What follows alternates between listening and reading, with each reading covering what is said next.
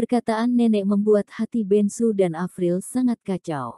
Bensu yang merupakan pria sejati, rongga matanya bahkan berkilau. Setelah menikah selama beberapa tahun, karena alasan bahwa Bensu merupakan pria yang tidak berguna, nenek selalu meremehkan keluarga mereka, nenek selalu bersikap acuh tak acuh. Bahkan memukul mereka sampai mati. Mereka juga tidak menyangka bahwa nenek yang sudah berusia segini akan tiba-tiba mengubah sikapnya. Nenek mengambil lauk untuk Bensu dan juga meminta maaf pada Bensu. Akhirnya hidup yang pahit sudah bisa berakhir. Tapi Bensu sangat tahu dengan jelas, dirinya sendiri bisa memenangkan Zenith Farmasi, mereka barulah pahlawan besar. Bensu tidak ingin mengklaim jasa yang bukan miliknya sendiri. Bensu berkata, "Bu, sebenarnya semua ini merupakan jasanya Reka." Nenek berkata dengan kaget, "Jasanya Reka?" Bensu mengangguk, "Reka, semalam kamu menyuruhku untuk merekrut staf baru, semakin banyak semakin bagus. Bahkan juga mengatakan bahwa Zenith Farmasi mungkin sudah menyiapkan kontrak kerja sama denganku. Jika tidak salah menebak, kamu yang mengatur semua ini, kan?" Reka berkata sambil tersenyum, "Ayah, kamu sudah terlalu banyak berpikir, aku hanya memberi saran kepada Katie untuk bekerja sama denganmu. Alasan utamanya adalah kemampuanmu sangat luar biasa, kamu bisa mendapatkan kepercayaan dari Katie." Bensu berkata dengan ragu-ragu, "Iya." Berbagai macam tanda menunjukkan bahwa semua ini dilakukan oleh Reka. Bensu tidak percaya dengan perkataan yang dikatakan oleh Reka. Roni dan Katie juga tersenyum pahit. Kenapa Reka begitu berprofil rendah? Jelas dirinya sendiri merupakan bos besar di Zenith Farmasi, tapi malah memberikan jasanya kepada orang lain. Kita sama sekali tidak mengerti dengan dunia orang kaya. Reka bertanya kepada Tokia lagi, "Tokia, sekarang bisnis kita meliputi arsitektur, catering, dan perawatan medis. Ini sedikit terlalu rumit, bisakah kamu mengelolanya sendirian?" Tokia menggosok-gosok pelipisnya, "Iya, bisnis keluarga kita memang sedikit kacau. Tapi tidak apa-apa, paling tidak aku mengorbankan sedikit waktu istirahat untuk mengelolanya." Reka menggelengkan kepalanya, "Aku merasa ini tidak baik. Bagaimana jika seperti ini saja, kita menggabungkan bisnis ini menjadi satu dan membangun sebuah perusahaan, bagaimana?" "Aku sudah memikirkan nama perusahaannya, yaitu Tomota Group. Pada saat itu, kamu akan menjadi direktur perusahaan, ayah akan bertanggung jawab atas industri medis, kemudian untuk saham Kingsley, serahkan kepadaku untuk mengelolanya saja." Mata Tokia tiba-tiba menjadi terang, "Iya, kenapa aku tidak memikirkannya? Sekarang kita sepenuhnya memiliki kemampuan dan modal untuk membangun sebuah perusahaan. Begitu perusahaan masuk ke pasar, harga pasar akan naik dengan cepat, puluhan miliar tidak akan menjadi masalah. Pada saat itu, keluarga kita akan menjadi keluarga kelas 2 yang bisa diharapkan segera. Tapi saran yang kamu anjurkan sedikit tidak bagus, orang yang berbakat seperti kamu, bagaimana bisa menjadi manajer cabang Yamge bertanggung jawab atas catering? Pekerjaan semacam ini seharusnya menyuruh visi untuk melakukannya." Reka berkata dengan nada penasaran, "Oh, kalau begitu menurutmu, pekerjaan apa yang harus dilakukan oleh orang yang berbakat seperti aku?" Tokia terus menjadi pramuniaga. Reka, "Tokia, pramuniaga kecil yang seperti kamu ini mendapatkan perusahaan Napolo Building Corp, proyek Lovely City, 3% saham Hotel Kingsley, serta kontrak Zenith Farmasi. Lain kali, mungkin bisa mendapatkan proyek yang lebih besar untukku. Kamu tidak menjadi pramuniaga, ini benar-benar menyia-nyiakan sumber daya alam secara sembarangan." Semua orang terdiam. Iya, prik ini tidak menjadi pramuniaga benar-benar merupakan hal yang menyia-nyiakan sumber daya alam secara sembarangan. Tidak, tidak hanya menyia-nyiakan sumber daya alam secara sembarangan, tapi benar-benar perilaku yang tidak dapat ditoleransi. Tokia bisa memiliki seorang pramuniaga seperti ini, kehidupan sebelumnya pasti menyelamatkan seluruh dunia. Meski Reka tidak puas dengan pengaturan kerja ini, tapi Reka juga tidak membantah. Setelah melirik Afril, Reka menyadari bahwa Afril tampak sedikit sedih. Afril bisa merasa sedih juga merupakan hal yang normal. Afril melihat anggota keluarganya bersinar di bidang favoritnya. Hanya dirinya sendiri yang tidak mencapai apa-apa. Menjadi seorang ibu rumah tangga, hatinya pasti merasa tidak nyaman.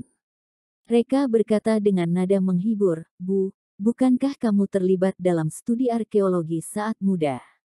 Kebetulan aku memiliki beberapa teman yang merupakan orang besar di studi arkeologi. Lain hari aku akan membantumu untuk mendirikan sebuah toko barang antik, menyuruh beberapa temanku untuk mendukungmu, bisnis pasti akan berkembang pesat." Tokia berkata dengan nada penasaran, "Reka, kenapa aku menyadari bahwa kamu memiliki teman di semua industri? Katakan yang jujur, berapa banyak teman yang masih kamu miliki? Oh tidak, di industri mana yang kamu tidak memiliki teman?" Reka berkata sambil tersenyum, "Sangat banyak, dapat ditemukan di berbagai tempat di hotline. Ada sebuah pepatah yang mengatakan bahwa tidak peduli di mana aku buang air besar, pasti akan ada orang yang memberi tisu untukku." Tokia mengerucutkan bibirnya, "Bah, sangat menjijikkan. Haha." Semua orang tertawa terbahak-bahak. Tentu saja, hanya nenek, paman, dan keluarga Tokia yang tertawa. Yang lainnya menunjukkan ekspresi wajah yang seperti makan kotoran. Afril berkata dengan nada tersentuh, "Reka, ibu bisa mengerti niat baikmu. Tapi kita tidak terburu-buru dengan masalah tentang toko barang antik, setidaknya tidak membicarakan dulu sebelum bisnis kita digabungkan. Sekarang tugas utama ibu adalah melayani kalian dengan baik, makan dan minum dengan baik, ini baru bisa membuat bisnis menjadi semakin baik." Reka mengangguk, "Baik, aku akan mendengar perkataan ibu." Afril melihat ke arah nenek lagi, "Bu, bagaimanapun juga aku menganggur dan tidak memiliki pekerjaan dalam waktu dekat-dekat ini. Kamu tinggal di rumahku saja, biar aku berbakti kepadamu." Alis nenek yang berkerut langsung mengendur, "Baik, ibu akan tinggal di sini. Tapi ibu masih belum tua, tidak perlu kamu menunjukkan bakti kepadaku. Ibu masih bisa membantumu untuk melakukan sedikit pekerjaan rumah." "Tokia, bukankah kamu paling suka makan steamed acacia pastry yang dibuat oleh nenek? Nenek akan membuatnya untukmu malam ini." Tokia tampak sangat semangat, "Terima kasih, nenek." Setelah Bensu menikah dengan Afril, nenek tidak pernah pergi ke rumah mereka. Kali ini, nenek ingin tinggal di sini. Ini juga bisa dikatakan bahwa nenek sudah setuju untuk melupakan perselisihan sebelumnya. Mereka sudah berdamai lagi. Paman menjadi cemas, dan langsung berkata, "Bu, kamu masih perlu memasak untuk anakku. Jika kamu tinggal di sini, bagaimana dengan cucumu?" Nenek tampak canggung. Tokia mengeluarkan 40 juta dari sakunya, kemudian meletakkannya di atas meja. "Paman, tolong kamu mempekerjakan seorang pengasuh. Jika uangnya tidak cukup, aku akan memberinya kepadamu lagi." Reka, sekarang gadis kecil ini sudah menjadi kaya dan sombong. Paman segera menolak, "Nah, Tokia, aku hanya bercanda dengan nenekmu. Terutama aku khawatir bahwa nenekmu tinggal di sini akan membuat banyak masalah untukku. Tapi melihat sikapmu yang begitu tegas, biar nenekmu tinggal di sini saja. Kamu mengambil kembali uang ini, aku tidak bisa mengambilnya." "Oh iya, Tokia, coba kamu tanya Reka, apakah dia kenal dengan orang yang ada di dalam bagian sistem kita?" Paman sudah menjabat posisi kepala bagian selama 10 atau 8 tahun, paman ingin naik jabatan. Tokia berkata sambil melirik Reka. Reka berkata, "Aku akan bertanya pada temanku." "Baik, baik." Paman tersenyum dengan senang. Perkataan ini bisa dianggap sebagai petunjuk bahwa Reka memang mengenal teman yang ada di dalam bagian sistem. Paman tiba-tiba menyerahkan paket skincare yang diberikan kepada Mina kepada Tokia. "Tokia, kamu mengambil satu set kosmetik ini saja. Setelah Estée Lauder meluncurkan produk baru, paman akan membelinya untukmu di saat-saat pertama." Ini membuat Mina merasa sangat tidak puas. "Paman, kamu sudah memberi paket skincare itu kepadaku." Paman berkata dengan wajah penuh ekspresi tegas, "Mina, jangan membuat keributan. Hari ini merupakan upacara kedewasaan Tokia, seumur hidup hanya ada sekali, apakah kamu tidak bisa memberikannya kepada Tokia? Setelah pulang dari sini, aku akan membeli satu set untukmu lagi. Bibi dan anggota keluarganya menunjukkan ekspresi wajah yang tidak berdaya dan sedih. Paman mengubah wajahnya juga terlalu cepat. Tapi mereka tidak berani membantah, karena menantu laki-laki di keluarga Tokia terlalu kuat. Menantu laki-laki itu menekan mereka, sehingga mereka tidak berani menyinggung. Hari ini merupakan pertama kalinya mereka kalah dari keluarga Bensu, kalah dengan sangat kacau. Suasana hati Krusno dan Natsu lebih kacau daripada mereka berdua. Selama ini, mereka ingin menikahi Tokia dengan Greg, kemudian mendapat bantuan dari kekuatan keluarga Napolo untuk mendorong keluarga Mashita. Tapi sekarang, keluarga Napolo sudah hancur, kemudian Tokia malah diam-diam berkembang dan tumbuh sedemikian rupa, bahkan akan segera membangun perusahaan untuk mengejar keluarga Napolo yang berada di puncak pada masanya. Urusan dunia berubah-ubah, keberuntungan mempermainkan manusia. Keduanya mulai menyesal bahwa sebelumnya sudah melawan keluarga Tokia. Kalau tidak sekarang mereka seharusnya bisa mendapatkan setengah saham, tapi bukan malah berutang 1 miliar kepada keluarga Tokia. Upacara kedewasaan segera berakhir. Setelah selesai mengantar kerabat dan teman, Afril meminta kunci mobil dan melemparkannya kepada Bensu. Raca, kamar di rumah kami tidak cukup, untuk sementara waktu aku akan mengatur nenek untuk tinggal di kamar kalian. Kamu dan Tokia mencari hotel di luar untuk menghabiskan malam ini saja.